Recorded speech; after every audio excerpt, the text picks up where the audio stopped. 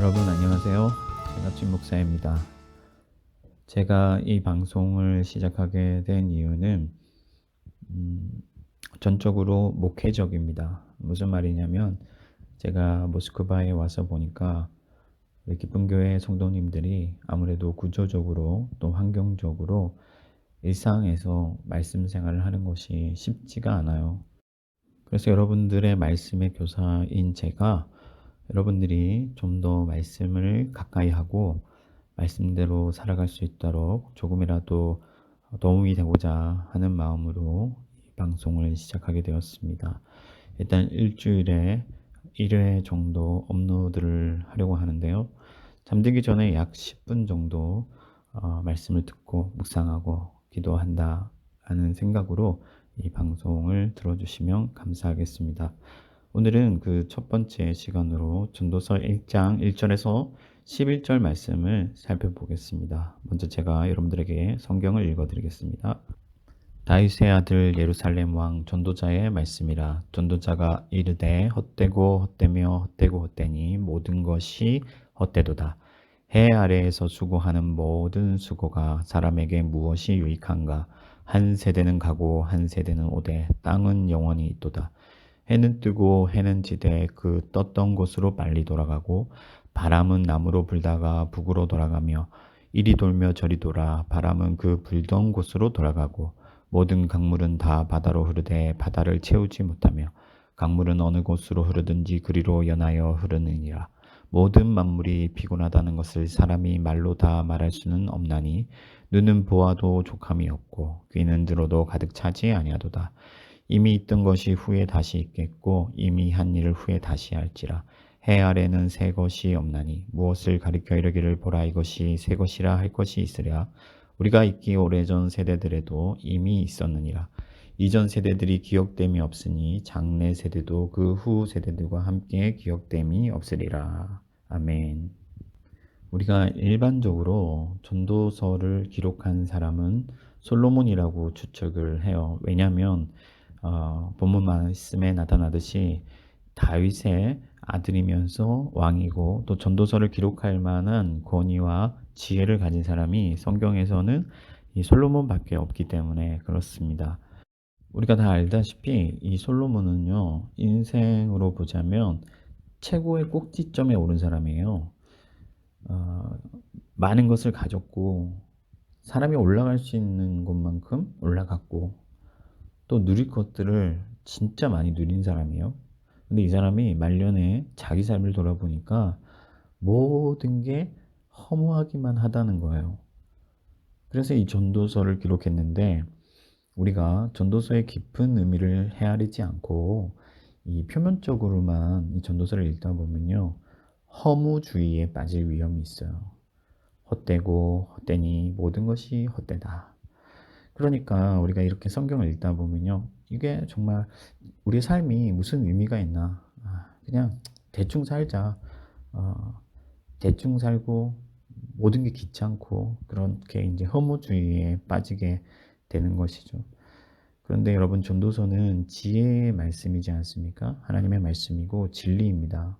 이런 식의 허무주의는 지혜도 아니고 진리도 아니죠.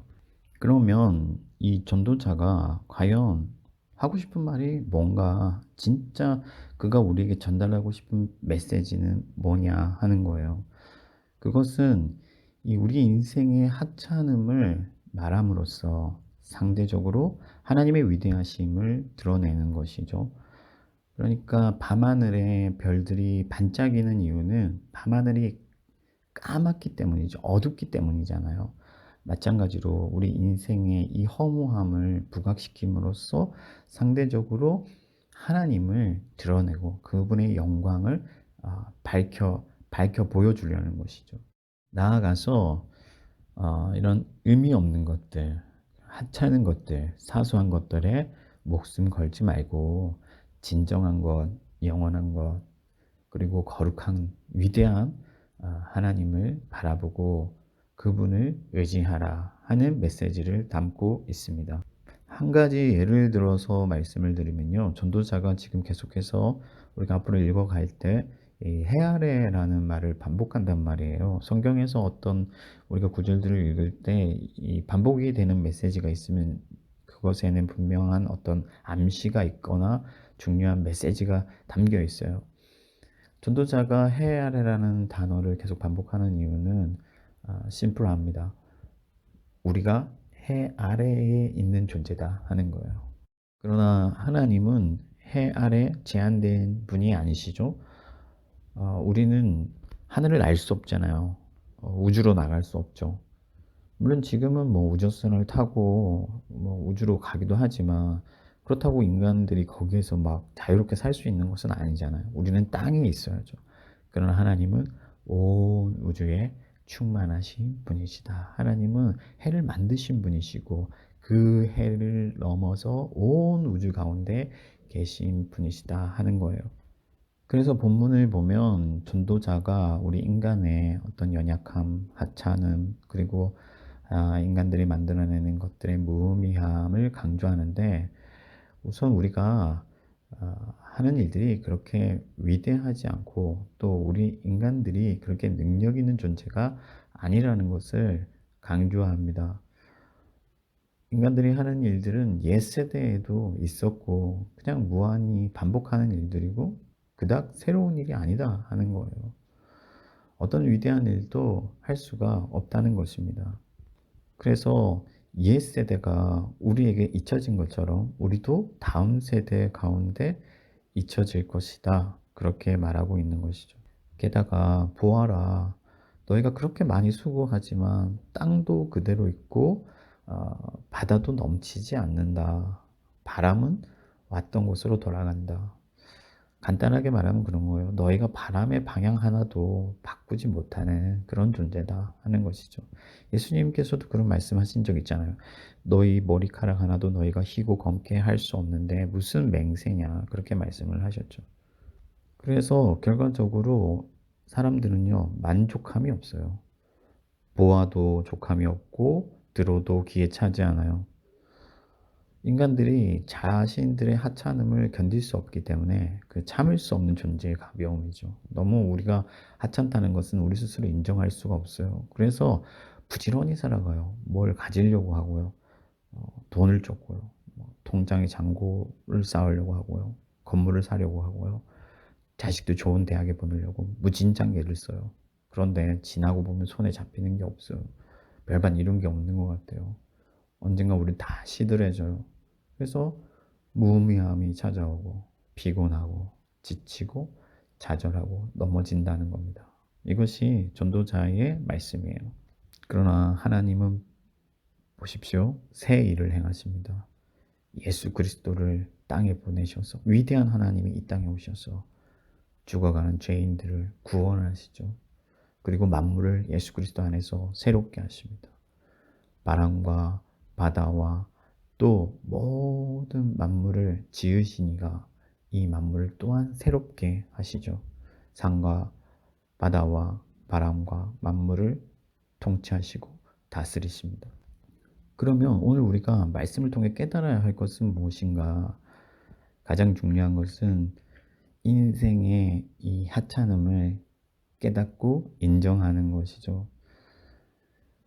좋은 대학, 좋은 자동차, 좋은 집, 명예, 권력, 돈 이런 것들이 눈에는 보기 좋아 보여도 위대해 보여도 대단해 보여도 사실 별것이 아니다 하는 것을 우리가 인정해야 돼요. 그런데 이 사실을 인정하는 것이 그렇게 쉽지가 않습니다. 우리 하나님의 나라를 유업으로 받았다, 영생을 얻었다, 구원을 받았다 그렇게 말은 하지만 그래서 찬양도 하고 교회에 와서 예배를 드리지만 삶 가운데서는요 세상 사람들의 가치관과 다를 게 없어요. 별반 다를 게 없습니다. 어떻게 알 수 있습니까? 그들의 삶과 우리의 삶이 다르지 않으니까요. 그들의 삶의 모양이 우리의 삶의 모양과 다르지 않다는 거예요. 그래서 고백과 삶이 다르죠. 고백은 하나님 한 분만으로 만족한다고 하는데 우리의 만족은 어디 있냐면 세상에 있는 거예요. 세상에서 만족할 거리들을 찾아서 헤매이죠. 그러나 만족이 안 되잖아요. 그러니까 지치고 고나고 다투고 싸우고 그렇게 되는 겁니다. 이제는 우리가 믿음으로 다시 한번 고백하는 거예요. 하나님만이 영원하고 하나님만이 진정으로 가치 있으시고 거룩하고 의롭고 순전하고 위대하고 지극하시다는 것을 인정하는 것이죠. 하나님이 전능하신 분이시고 하나님이 살리기도 하시고 하나님이 죽이기도 하시고 모든 게 하나님께 있다는 것입니다. 그러면 우리가 이 사실을 어떻게 인정하는 것을 나타낼 수 있느냐? 무리하지 않는 것이죠. 하나님보다 앞서가지 않는 거예요. 자연의 섭리를 거스르지 않고 불의와 편법을 저지르지 않고 하나님의 순리대로 하나님의 방식대로 하나님을 의지하면서 그분께 맡겨드리고 평안히 길을 걸어가는 것입니다. 하나님이 여러분들에게 원하시는 것은 그렇게 큰 게 아니에요. 겸손히 하나님과 동행하는 것입니다. 미가 선지자가 그렇게 말했잖아요. 그러니 여러분 먼저 그의 나라와 의를 구하십시오. 하나님을 기대하고 하나님 한 분만으로 만족하는 삶을 살아야겠습니다. 제가 러시아에서 와서 보니까요, 이 고급 차들이 너무 많아요. 좋은 차들이 어찌나 그렇게 많은지 주변을 돌아보면요, 다 좋은 차들 뿐이에요. 또 좋은 집도 많고요. 제가 모스크바에 살아서 그렇겠지만, 그러면 사람이니까 아무래도 보는 시선이 있잖아요. 그런데 마음을 뺏기는 어떤 순간들이 찾아온단 말이죠. 그럴 때마다 더욱 엎드리는 것이죠. 하나님, 제 마음은 하나님께 확정되었습니다. 하나님이 제일 좋고 하나님이 가장 위대하십니다. 하나님의 나라를 제가 선물로 받았기 때문에 저는 하나님만으로 만족합니다. 그렇게 진심으로 마음에 고백을 하는 거예요. 또 하나 우리가 중요하게 적용할 일이 있는데요. 무리하지 않는 거예요. 러시아는 조금 다른 분위기긴 한데 한국 사회는 아직까지 너무 피곤한 사회잖아요. 어린아이들부터 어른들까지 무리하지 않을 수 없는 사회죠. 제가 예전에 부천에서 초등부 담당할 때 초등학생들을 만나기가 너무 힘들어요. 왜냐하면은 아침에 일찍 나가서 밤에 늦게까지 학원 다니다가 지쳐서 들어오거든요. 그래서 뭐 만날 틈도 없습니다. 그러나 우리 그리스도인들은 하나님을 믿고 의지하고 하나님 안에서 너무 무리하지 않고 순리를 따르기를 원하고 하나님의 섭리를 신뢰하면서 그렇게 평안히 길을 걸어가는 자들인 줄 믿습니다.